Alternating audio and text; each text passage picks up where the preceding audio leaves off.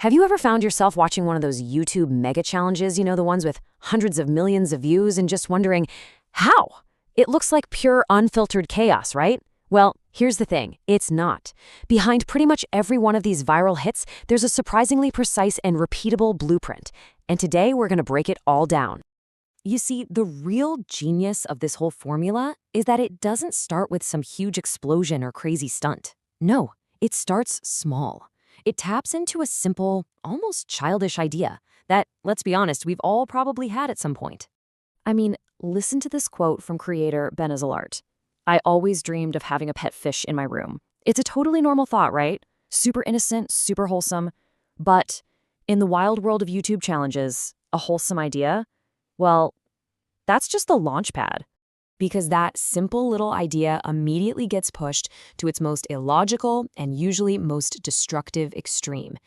The goal isn't just to make the dream come true, it's to create a spectacle so insane that you just can't look away. And boom, there it is. The sweet dream of a pet fish turns into the nightmare reality of a flooding house, friends screaming, and just total panic. This right here, this jump from simple to chaotic, that's the hook. That's what gets millions and millions of people to watch. So you have to understand, that journey from a simple thought to absolute mayhem, it's no accident. It is a carefully crafted, psychologically tuned formula. So let's do it. Let's break down that blueprint piece by piece. Okay, so part one. The first and maybe the most important piece of this whole puzzle is the premise. It has to be something you get instantly, but at the same time, it has to be completely unbelievable. It's the hook, right? It's that what if that makes you click. So you take that dream of a pet fish, right? But you don't just stick it in a bowl on your desk. No. You ask, what if we built a massive secret fish tank underneath the bed? The absurdity, the risk, that's the hook. Or say you want to open a restaurant. You don't go rent a storefront, of course not. You build a whole working Starbucks or McDonald's inside your living room couch. You take something totally familiar and turn into something fantastic. And it just keeps going up from there, literally. What if you had to survive for 24 hours, but your bed was hanging from a crane 100 feet up in the sky?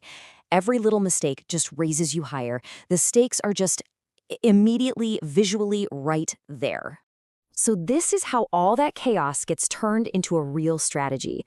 A viral premise isn't just some random crazy thought. It's engineered. It takes a simple desire, it puts it in a familiar place like your bedroom, it dials up the stakes, physically or socially, and it creates this irresistible what-if question that just promises something amazing to watch.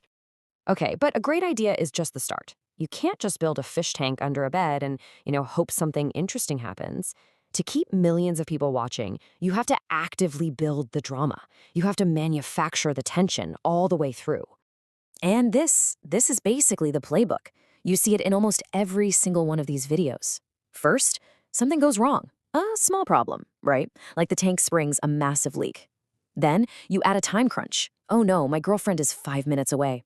You can even throw in a rival, like another team on a luxury yacht, to make it a competition.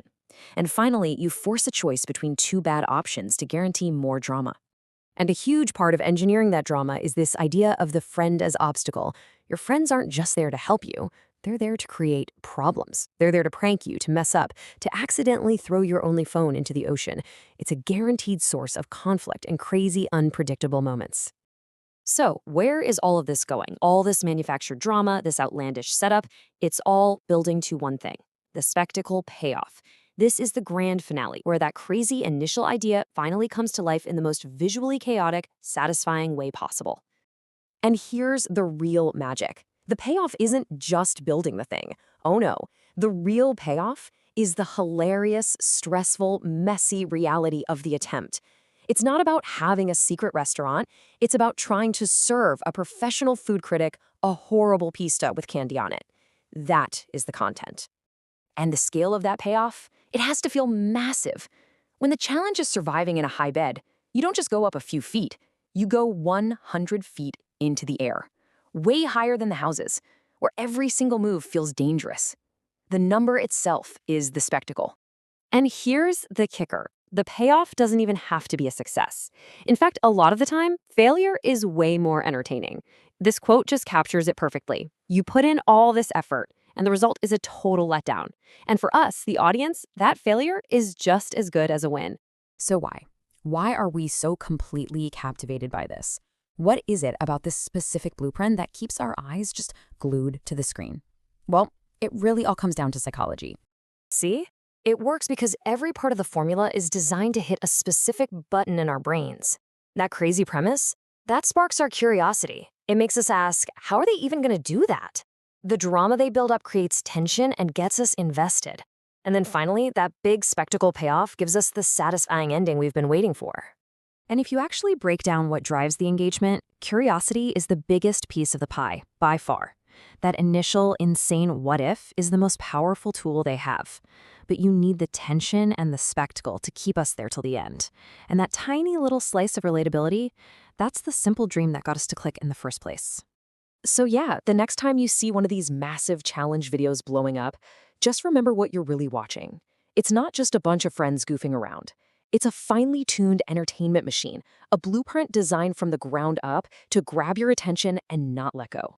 And that kind of leaves us with one last question to think about. This formula it's incredibly effective. There's no denying that. But when you have a blueprint for success that's this powerful, what happens to spontaneity? What gets lost when the chaos is engineered so perfectly?